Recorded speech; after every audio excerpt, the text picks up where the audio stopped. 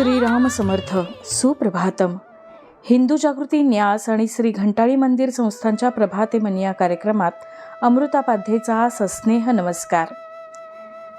श्री ब्रह्मचैतन्य महाराज गोंदवलेकर प्रवचने 16 नोव्हेंबर. अभिमान जाणे ही देवाची कृपाच. आता उत्सव पुरा झाला. आता तुम्ही सर्वजण परत जाल तर क्षेत्रात आल्याची काही खूण घेऊन जा. ती खूण म्हणजे काय? क्षेत्राच्या ठिकाणी काहीतरी अवगुण सोडावा. आपल्याला जी काही प्रिय वस्तू असते ती सोडावी. तर इथे येऊन विषयांपैकी एखादा विषय तरी तुम्ही सोडाल का? इथे साक्षात परमात्मा आले आहेत. त्यांचे तुम्हा सर्वांना दर्शन झाले आहे. तर मला वाटते याहून तुम्ही काहीतरी जास्त करणे आवश्यक आहे. तर एक गोष्ट इथे द्यावी आणि एक गोष्ट इथून घेऊन जावी. अभिमान इथे सोडावा आणि त्याच्या बदलीमध्ये देवाची कृपा घेऊन जावी. अभिमान तुम्हाला देता येईल का? अभिमान ही उचलून देण्यासारखी वस्तू आहे का?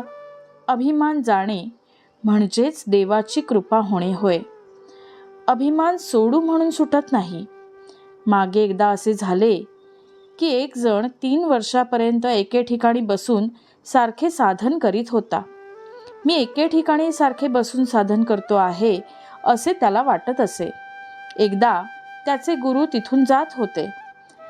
त्याला साधनाचा अभिमान झाला आहे असे त्यांना ताबडतोब समजले. म्हणून ते त्याच्या जवळ जाऊन म्हणाले की तू इथे काय करतो आहेस? तर तो म्हणाला, मी इथे एके ठिकाणी बसून 3 वर्ष साधना करतो आहे. ते म्हणाले, वा वा, फार चांगले. तू आणखीन 3च दिवस इथे सारखे बसून साधन कर, म्हणजे आत्तापर्यंत केलेल्याचे श्रेय मिळेल. तो तसे करू लागला. त्याला वाटले की 3 वर्ष साधन केले तर आता 3 दिवस करणे फारसे अवघड काय आहे, ते तर सहज करीन. पण गंमत तर अशी, त्याला गुरुनी सांगितल्यावर तिथे 5 मिनिटे सुद्धा बसवले नाही. त्याला आतून कोणीतरी फेकून देते आहे असे सारखे वाटू लागले. मुंग्या खालून आल्या असे वाटू लागले आणि आजूबाजूनी सारखी भीती वाटू लागली. तेव्हा आपली चूक त्याच्या ध्यानात आली आणि तो गुरुला शरण गेला.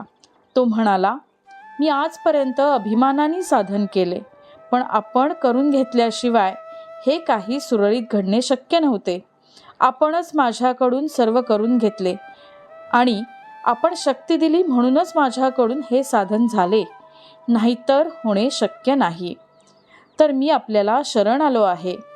याप्रमाणे शरण गेल्यावर त्याला गुरुकृपा झाली. म्हणून सात्विक अभिमानही उपयोगी नाही. एक वेळ प्रपंचाचा अभिमान पत्करतो, कारण तो लवकर जाण्याचा संभव असतो. पण सात्विक अभिमान सुटायला फार वेळ लागतो. बोधवचन. परमार्थामध्ये मिळवण्यापेक्षा मिळवलेले टिकवणं हे फार कठीण जाते. मंडळी, रामरायाचे आणि श्री घंटाळी देवीचे शुभाशीर्वाद तुमच्या सर्व कुटुंबावर अक्षुण्य राहोत ही प्रार्थना. जानकी जीवन स्मरण. जय जय राम.